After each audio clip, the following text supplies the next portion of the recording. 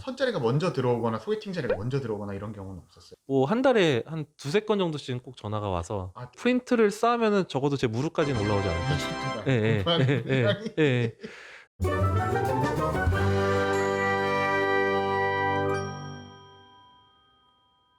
자, 그러면 또 하나 제가 의사분들에 대해서 막 그런 거 있잖아요. 듀오라든지 뭐 이런 결혼 정보사들 예. 등급표들 보면은 보통 생태계 최상위쯤의 예. 의사라는 직업이 위치를 하는데 실제로 대학 다닐 때 그리고 인턴 레지던트 생활할 때 소개팅 많이 들어왔었네. 선이나. 예과 2년 때는 그냥 저도 좀 찾고 그랬는데 뭐 본과나 뭐 인턴 레지던스 때는 별로 저는 크게 관심은 없었고 주변에 이렇게 좀 인연 닿아서 그냥 같이 뭐 연애하고 그냥 그 정도였던 것 같아요. 제가 뭐 미팅이나 소개팅 혹은 듀오 뭐 이런 데 많이 해보거나 그런 경험은 없습니다. 선자리가 먼저 들어오거나 소개팅 자리가 먼저 들어오거나 이런 경우는 없었어요? 뭐 요새도 전화가 오긴 합니다. 솔로일 때 얼마나 자주 왔는지. 모르는 번호는 좀 안 받고 그래서 잘 모르겠는데 또 뭐 한 달에 한 두세 건 정도씩은 꼭 전화가 와서 아, 주선자를 모르는데 먼저 연락해요? 예, 예. 어떻게 그 사람들은. 개인정보가 팔리지 않았을까요? 아, 그런 괴담이 있거든요. 예, 서울대 의대 예, 그 학생 수첩 예, 같은 게 결혼정보회사에서 비싸게 그 데이터를 돈 주고 사간다는 예. 괴담이 있었거든요. 그리고 실제로 그런 전화를 받은 적이 있다는 거죠. 그게 전화 오면은 그걸 뭐 막 자세하게 얘기해 본 적이 없어서 뭐 어떻게 알아서 전화하는지 모르겠는데 그냥 뭐 개인정보가 많이 팔려 있는 것 같습니다. 일단은 그래도 그러니까 공부로는 어떻게 보면 대한민국에서 거의 100등, 200등 안에 드신 거잖아요. 예. 이과 쪽에서. 그러면 사실 이 정도로 공부를 잘한다고 쳤을 때 본인이 삶 속에서 뭐 수입이 많다. 아니면 좋은 직장을 잡는다 말고 이런 부분에서 살면서 정말 편했다.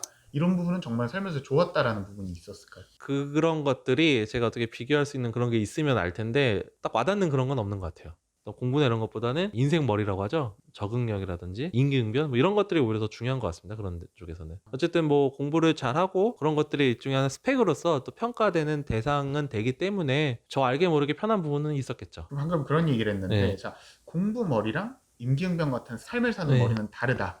자, 그러면 본인이 봤을 때 의대 나온 예. 친구들이 좀 이런 것들이 다른 집단에 비해서 많이 높다? 아니면 낮다? 평균 정도다? 어떻게 생각하세요?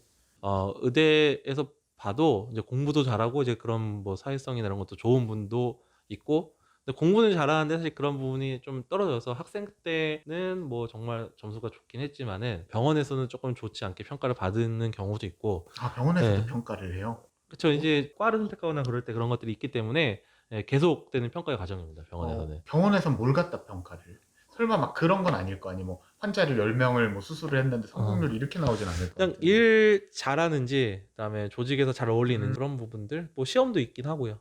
학생 때는 진짜 공부를 못했는데 일을 정말 잘하는 음. 친구들도 있고 또 사람마다 다르고 뭐 의사 집단이 뭐 높다 낮다 그거에 대해서는 저는 잘 모르겠습니다. 뭐 괴담 있잖아요. 의대 괴담은 뭐 이렇게 책을 한 권 딱 던져주면 다 외우면 시험범이라고 해서 어. 그럼 이거 다 외우면 시험범인가요? 그러겠더니 이걸 쪽지 시험범이라다 뭐 이런 괴담들이 있는데 그게 진짜예요? 아니면은 좀 이게 과장된 거예요? 그때는 이제 블록 강의라고 해서 2주에 한 번씩 시험을 봅니다. 2주 동안 프린트나 뭐 이런 것들 쭉 뽑아보면은 진짜 어마어마합니다. 얼마나 돼? 그 어마어마함이? 프린트를 쌓으면은 적어도 제 무릎까지는 올라오지 않을까요? 예, 미쳤구나. 예, 공부하는 예, 예, 분량이. 예.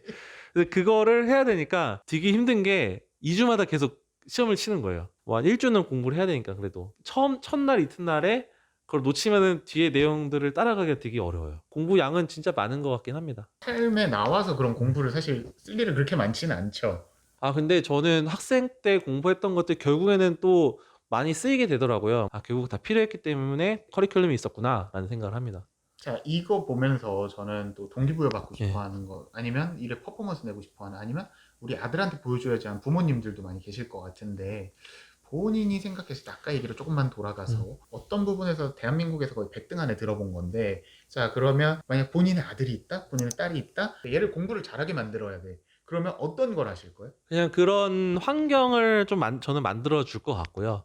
어떤 환경일까요? 그러니까 공부를 좀 할 수 있는 그런 환경? 뭐 공부라는 게 별거는 아니거든요. 예를 들어서 굳이 책을 보고 문제를 풀어야만 공부라고 생각하진 않고 궁금하게 만들고 그거를 알고 싶게 만들고 그런 것들이 옆에서 도와주는 저는 그렇게 할 것 같습니다. 아이에게 호기심을 예, 안겨주는 것이 예, 가장 큰 예, 숙제다. 예. 이거는 그냥 진짜 잡담으로. 자, 의사 하면서 진짜 많이 여기저기 여행 다니고 돌아다니고 예. 그랬다고 저는 알고 네. 있는데, 어디까지 가보셨어요? 이상한 나라들 정말 많이 방문했다고. 특이한 나라들. 제가 2008년에 라오스를 갔었을 때는 뭐 요새야 우리나라 사람들이 되게 좋아하는 여행지가 라오스 포함이 되긴 하지만 예전에 라오스가 어떤 나라인지도 사람들이 저 몰랐어요. 어디 있는지도 네. 모르고. 그때 제가 라오스를 갈 때 정말 한국에서 인터넷 검색을 하면은 진짜 블로그 한두 개 나오는 그런 수준일 때 한번 라오스를 갔었어요. 그때 라오스 갔을 때 그나마 이제 롤리 플래닛이라는데 알려진 그런 데가 아니라 한쪽짜리 조그맣게 나온 오지 마을을 찾아갔었는데 그 다음에 거기가 되게 한국인들 사이에서 유명해져 있더라고요. 최근에는 이제 전문의 면허를 따고 에티오피아를 다녀왔거든요. 에티오피아는 그래도 또 많이 잘 알려져 있는 나라긴 하지만은 저는 이제 거기서 아프리카 원시부족, 그래서 여기 상단에다가 제 유튜브 오케이. 해주시고요. 원시부족 마을을 가서 일주일 동안 부족민들 마을에서 같이 살고 뭐 놀고 그다음에 여기저기 방문하고 그렇게 여행도 했었습니다. 왜 그렇게 홍지만 골라가시는 거예요? 저는 그런 곳의 어떤 이색적인 그런 것들이 또 재밌고 어떤 순박함 뭐 이런 부분들, 그분들은 사실 또 여행객에서 좀 오염된 부분도 있지만은 또 그런 곳을 가면은 또 순수함, 진짜 순수함이 남아 있는 곳도 있거든요. 그래서 그렇게 좀 저는 좀 태고적 그런 신비, 그러니까 우리의 어떤 문명에 때묻지 않은 그런 것들이 또 너무 좋더라고요. 아니, 지금 코로나라 모두가 여행 갈 수 없는 상황이잖아요. 예. 근데 만약에 본인이 여행 갈 수 있는 기회가 생긴다. 그럼 넥스트 여행지는 어디? 저는 캄차카 반도라고 그 일본에서 동북쪽으로 해서 그 러시아 완전히 사할린 예, 있는데. 예, 예, 동쪽 끝, 예, 사할린보다 더 끝에 동쪽 끝에 있는 곳인데 거기가 되게 지구의 지질 활동이 정말 활발한 곳이라고 하더라고요.